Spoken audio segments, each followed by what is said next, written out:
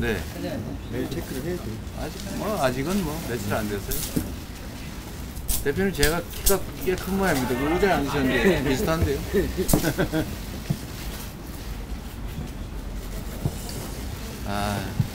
이렇게 앉아 있다 보니까 참 이런저런 걱정이 많이 됩니다.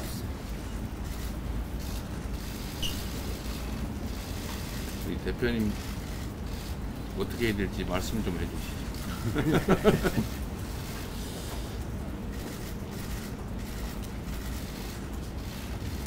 너무 많이 후퇴하고 너무 많이 망가지고 그게 단순한 사건들의 연속이 아니라 뭔가 깊은 뿌리에서, 그러니까 민주주의도 법 체제도 상식도 원칙도 다 들어엎어버리는 그런 느낌이 들어요. 국회에서 법 만들면은 시행령으로 부셔버리고, 네. 대법원에서 강제징용 판결 내면은 대리변제 버리고, 헌재에서 야간 집회 허용하면은 그 현장에서 막 현장에서 막고, 헌법 체계가 무너지고 있는 거예요 지금.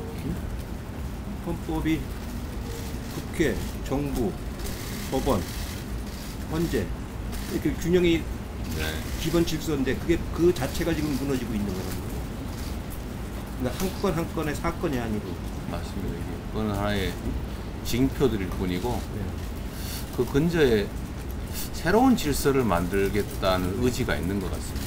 그러니까 상식적인 국민을 존중하고 상대를 인정하고 서로 경쟁을 통해 더 나은 길을 찾는 정치가 아니라 싹 다 제거하자, 무시하자, 대놓고 그런 전략으로 가지 않나 싶습니다. 헌법의 기본적 민주적 기본 질서라고 돼 있잖아요. 민주적 기본 질서라고 그 자체에 균형을 잡고 있는 거거든. 유신헌법을 겨우 복권을 시켜놨거든. 네. 유신헌법을 87년 6월행대에 겨우 복원을 시켜놨는데 그걸 어느 누구도 그걸 손을 안 댔던 거란 말이에요. 지금 이 정부가 와서 그 기본 질서 자체를 지금 무시하고 있는 거 아니에요? 네. 통째로 뒤흔들고 있습니다. 거기에다가 이제 노력까지 저렇게 국정외교를 하니까 이게 주권 국가인지가 의심스러울 정도의 그런 행태들이 보입니다. 우리 의원님들이 요새 막 현장 많이 뛰시면서 열심히 막 하시대요. 워낙 이슈가 많아가지고요. 응? 워낙 이슈가 많아서. 그러니까 너무 많아가지고 네. 다 셀 수가 없을 정도예요. 네. 그래서 대표님은 후쿠시마 오염수나 이런 특정 이슈를 뛰어넘어서 총체적 이 난국, 이 표현에 대해서 국민을 대표해서 또 야당의 당수로서 지금은 이제 싸울 수밖에 없는 상황까지 와 계신 것 같습니다. 그래서 밑에 이제 각 이슈는 저희가 국회에서 최고위나 원내에서 쭉 이제 8분담 해가지고 국감까지 쭉 진행해 나갈 건데요. 지금은 한두 문제로 우리가 버텨갈 수 있는 사안이 아니기 때문에. 이게 21세기 이 정보화 사회에 전혀 맞지 않는 공포 정치를 꿈꾸는 것 같습니다. 지난 1년 동안 그랬지. 정보 통제하고 아니야. 압수수색을 400번이나 하는 그런 사례가 어디가 있느냐고요. 지금도 하고 있겠죠. 찾을 때까지, 만들 때까지.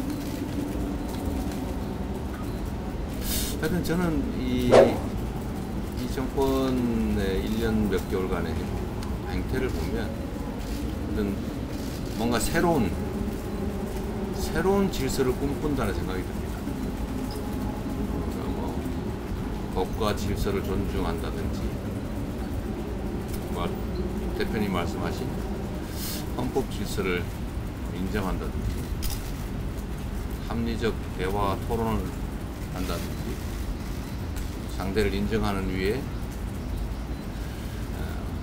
뭔가 조정 통합을 이뤄낸다든지 이런 생각이 전혀 없다는 생각이 들고, 닥치는 대로 저지르는 것 같아요. 그냥 기존의 질서를 다 파괴해 나가는 것 같습니다. 역사 왜곡 문제도 그렇고, 한일 관계도 그렇고, 한반도 문제를 대하는 태도와 입장도 그렇고, 민생과 경제를 대하는 태도도 또 그렇고, 지금 다시 분열의 갈등을 자꾸 촉발하는 국정을 해나가지 않아요.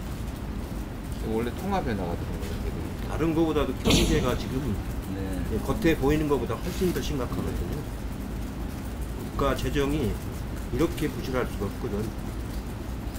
지난번에 자기가 당선 안 됐으면 큰일 날 뻔이라고 했는데 그게 아니고 정말 그렇게 탄탄하게 만들어 놨었는데 지금부터가 이제 문제예요. 네. 하는 차입을 수시로 하고 있잖아요. 네. 하는 차입 수시로 하고 있지 재정증권 발행하고 있지. 오늘은 보니까 외평기금도 갖다 쓰려고 한다고 그러는데 외평기금까지 손대기 시작하면 그 재정은 굉장히 위험해지는 거예요. 그건 외평기금은 우리가 수출하는 나라이기 때문에 반드시 사수해야 되는 기금이거든요. 환율 관리를 하기 위해서 반드시 가지고 있어야 되는 건데 지금 외평기금 손대기 시작한다고. 경제 문제나 이런 데는 또 관심도 없는 것 같고. 아니 국가의 이런 체계에 대한 이해가 없어. 이해가 그 대통령이든 국무총리든 그 장관이든 손 댈 수 있는 게 있고 못 대는 게 있는 거예요. 국가 일에는 아무거나 막 손 대니까 이렇게 되는 거고. 법인세 잔뜩 감면해줬잖아요. 그러니까 세수가 부족할 수밖에 없어요. 그러니까 다른 걸 자꾸 줄이잖아. 안 줄여야 될 것을. 뭐, 그 때문에 경기도 점점 나빠지고. 그렇죠. 경기는 악순환 구조에 들어가는 거야. 재정 진행을 거꾸로 하고 있단 말이야. 네, 마이너스 그러니까요. 기능을 하고 있단 말이야. 이럴 때 재정이 역할을 해야 되는데, 재정의 역할을 축소하는 황당한 일을 벌이고. 그러니까 대중의 삶에 대해서 조금이라도 관심이 있다면 모를 수가 없는 거지 않습니까? 예를 들면 아주 초보적 그 지식을 갖춘 관료한테 물어봐도 그 정도로 답해 줄 텐데 이상하게 재정 건전성 그거 하나만 외치면서 그건 건전한 게 아니라니까요. 건전성을 막치는 거죠. 오히려 더 위험하게 하는 거라니까. 네. 재정이 위험해지지. 근데 누가 직언하는 사람도 없는 것 같아. 본인은 즉흥적으로 얘기를 하고 누가 그렇게 하면 안 된다고 직언하는 사람도 없는 것 같아. 순간적으로 막 지시하고 막 그러는 거야.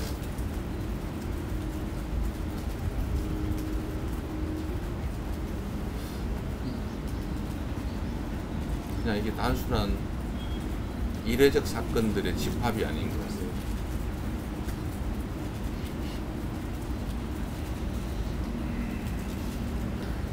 골목 경제가 너무 나빠지고 있다고 해요. 아유, 지금 내수도 나쁠 뿐만 아니고 특히 수출이 안 되니까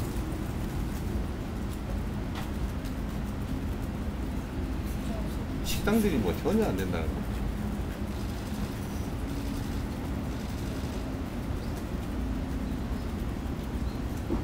지금 이대로 가면 아마 금년에 재정 적자가 한 60조 가까이 날 것 같은데 보니까 이미 벌써 40조 이상 발생을 했고 그 관리 조금만 못하면 60조 최소 60조는 발생.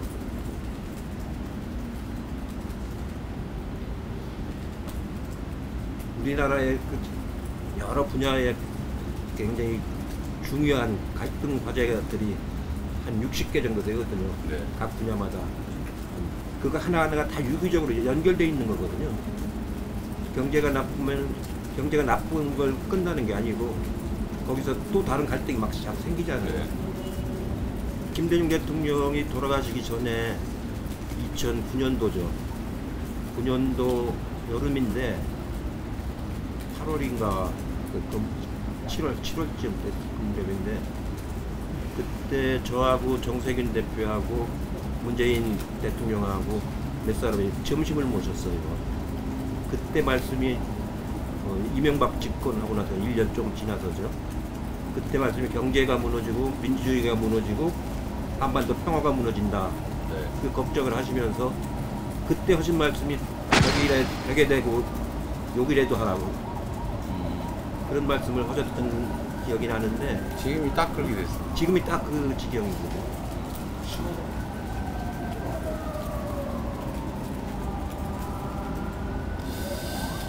그 말씀을 하시고 그러고서 병원에 입원하시고 나서 한 보름 만에 돌아가셨거든요. 이 한반도 평화 안정 문제도 사실 매우 심각한 상태가 됐는데 일각에서 그런 걱정하지 않습니까? 거의 신북풍 그 중에서 좀 자극적인 방식으로 일종의 국지적 충돌까지 발생하지 않겠냐 뭐 그런 걱정까지 하는데 그게 전혀 기호가 아닌 것 같아요. 이제 우리 김 의원님은 잘 아시겠지만 군사훈련 할 적에 북쪽이 제일 그 두려워하고 싫어하는 거가 뭐냐면요, 공대지 미사일 같은 거. 스텔스기로 해가지고 스텔스기에 떠가지고 공대지로 하면은 소리는 나는데 비행기가 보이진 않잖아요. 그거 훈련한다 그 걱정을 해요.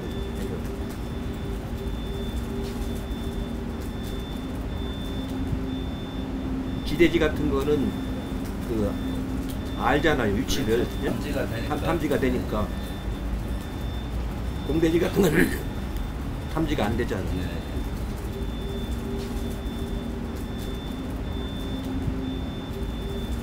아까 말씀드린 공대지 훈련을 하면은 그거는 굉장히 위험해지는 거예요.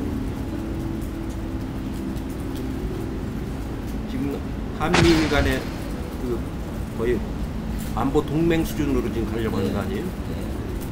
총체적 위기라는 말이 정말 맞는 것 같아요. 아닌 위기 아닌 곳이 없어요. 근데 이게 의지와 역량이 있으면 얼마든지 막을 수 있는 위기인데 오히려 반대로 이거 위기를 향해서 치달리니까 참 걱정이에요.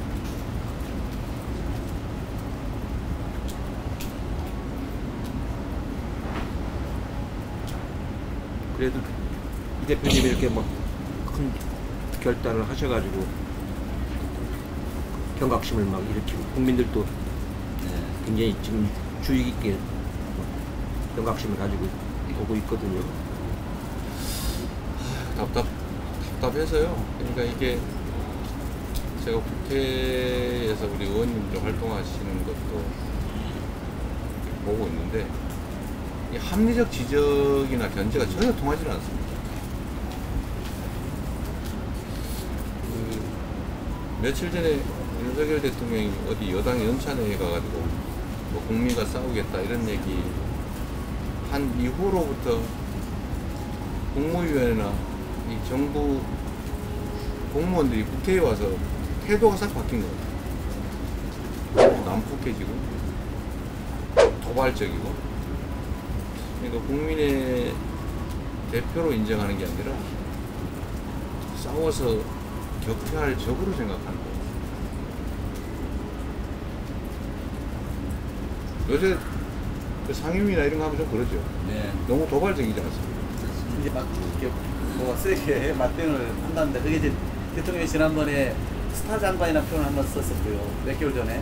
그 다음에 이번에 이제 국회에서 싸워라라고 구체적으로 지침을 준 거 아닙니까? 그러니까 이제 다 들어와가지고 막 그냥 뭐 대정부 질문이건 아니면 뭐죠, 여기 얘기리, 그 다음에 각 상임위원 간에 막 그냥 대응을 합니다. 얘기가 뭐 국회라고 하나는 나랑 것도 안 하고 그냥 막 자기들 하고 싶은 얘기를 막 그냥 쏟아냅니다.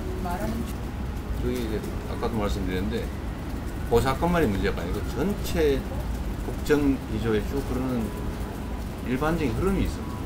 이대로 가면 이제 파시즘으로 가는 거예요. 파시즘입니다. 이대로 가면 파시즘으로 가는 거예요. 공선국대로 가는 거죠. 이미 그 단계가 된 것 같아요. 해군 해병대 그 수사단장 예. 구속시키려고 했던 거 봐요. 그 내용이 좀 터무니없잖아요. 완전히 거꾸로 뒤집어 가가지고 네. 응? 그래도 좀 다행스럽게 영장이 기각돼가지고 네. 어떻게 그런 근데 참 무성의하더라고요, 내용이. 그냥 무조건 발부될 줄 알고 했겠지. 근데 그 군사법원 그 판사도 군인이죠. 네, 예. 군법무가 아니죠. 네, 군 법무관이죠. 예, 예.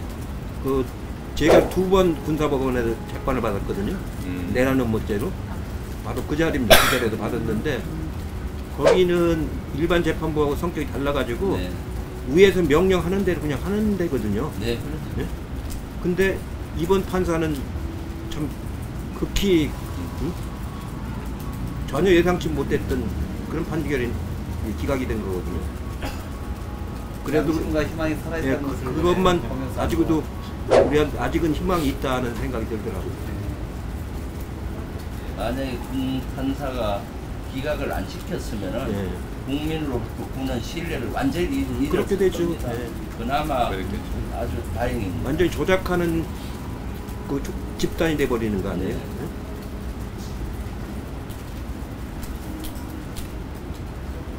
그 해군 아니 해병대 수사 단장도 참 용기 있는 사람이고 네. 그 판사도 참 용기 있는 네.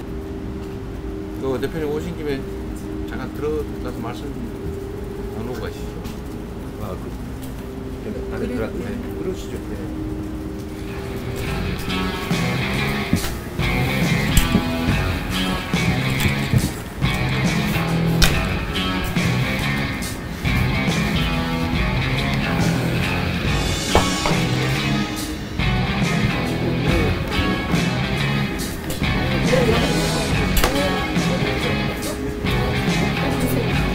네.